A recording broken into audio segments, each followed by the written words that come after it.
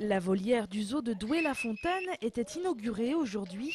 C'est l'accomplissement de 4 années de travail et d'un investissement supérieur à 1 million d'euros.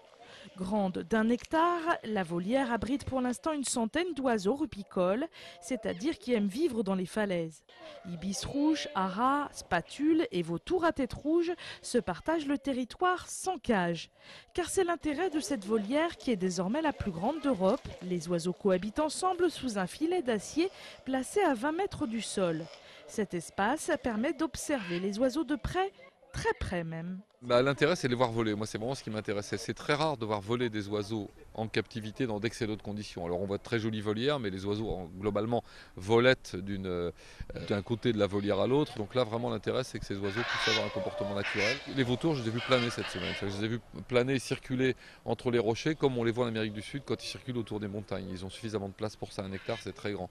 Et visiblement, ce concept séduit. C'est super parce qu'on peut les approcher de près, on n'a pas l'impression qu'ils sont agressifs, on a l'impression d'être dans leur environnement, donc c'est génial. Moi j'aime bien. Parce que ça nous permet de mieux les voir. La volière n'est pas tout à fait finie. Bientôt, il y aura un bassin pour accueillir les flamants roses.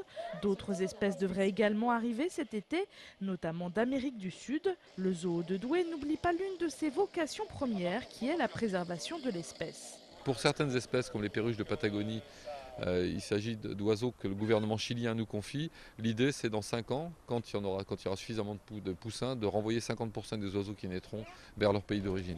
D'ici la fin de l'été, ce sont 300 oiseaux qui seront abrités dans la volière. Peu à peu, ces derniers devraient se reproduire. Tout est en effet prévu pour que les oiseaux puissent créer leur nid au creux des falaises.